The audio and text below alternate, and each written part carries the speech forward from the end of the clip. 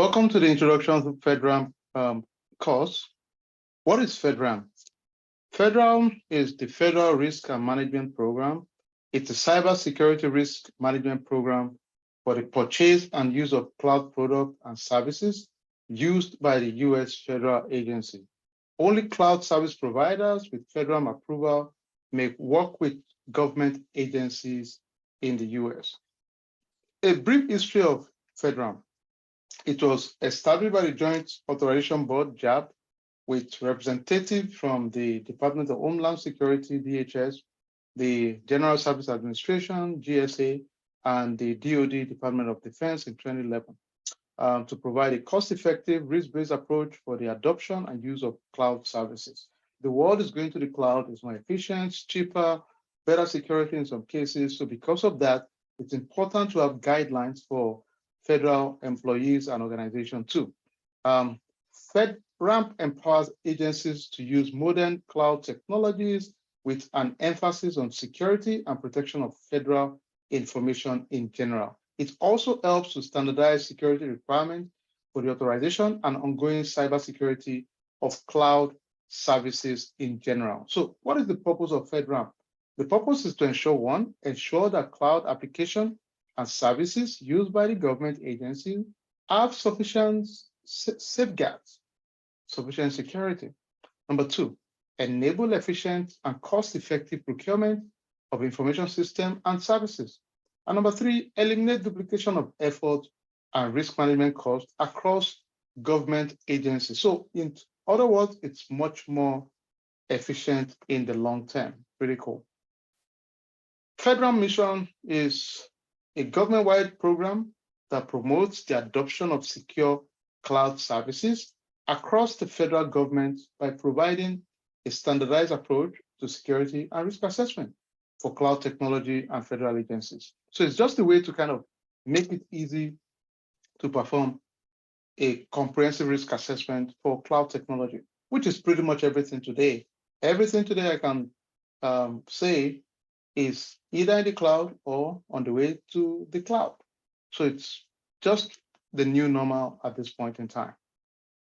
What are the aims, the goal of FedRAMP? Number one, enhance the framework by which government secures and authorized cloud technology, build and foster strong partnership with key FedRAMP stakeholders, accelerate the adoption of secure cloud solutions through the reuse of assessment and authorization, improve confidence in the security and overall architecture of cloud solution, achieve consistent security authorization using set of baselines, set of agreed standard for cloud product approval in or outside of FedRAMP, ensure consistent application of existing best security practices.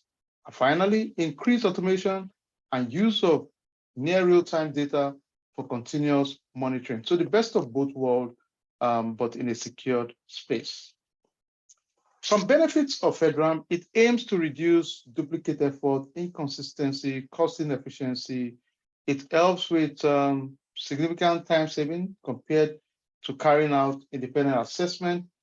It established public-private partnership to promote innovation, advancements within more secure information technology.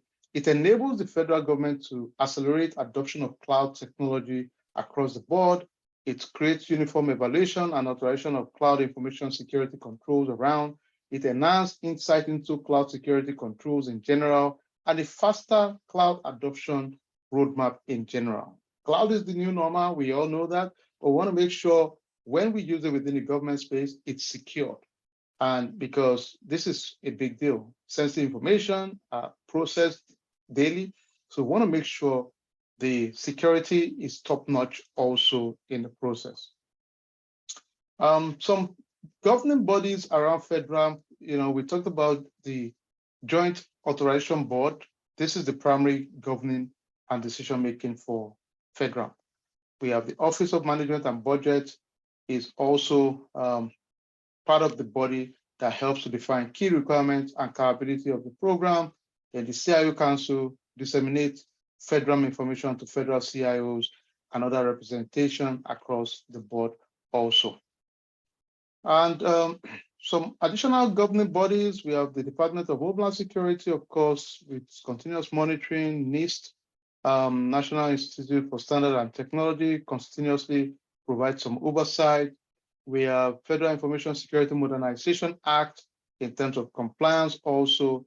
Then we have accreditation of independent third-party assessment organization, which is constantly done by FISMA also. Who is involved in FedRAMP organization? One, federal agencies. They can save money and time by adopting these innovative cloud services.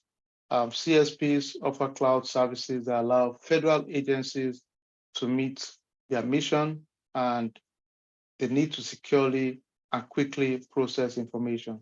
3PAOs, which like a third party, they perform initial and public periodic assessment of this cloud system to ensure they meet federal requirements at all times.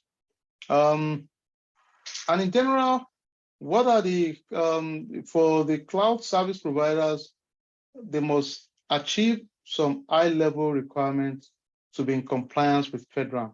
Number one, completion of FedRAMP documentation, including the FedRAMP SSP, implementation of controls that comply with FIPS 199 categorization.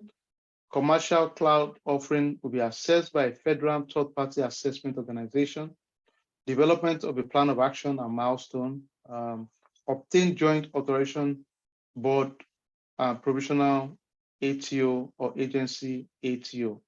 Then implementation of a continuous monitoring CONMON program, including monthly vulnerability scan. That's going to be a big deal. Types of businesses that need to be FedRAMP compliance. Generally, the types of organizations that would require FedRAMP approval would be most federal government agency, as well as organizations that work with the government, like government defense contractors, definitely will be required to be in compliance with this.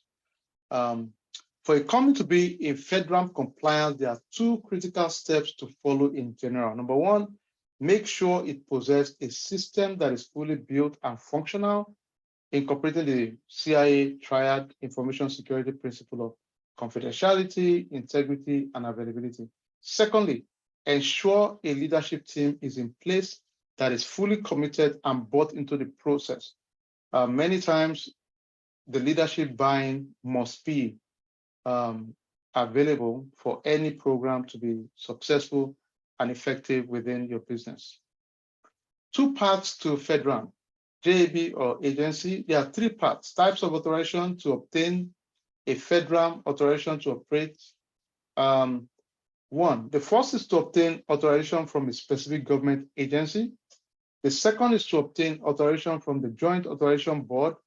This authorization is known as FedRAMP Provisional Authorization to Operate, PATO.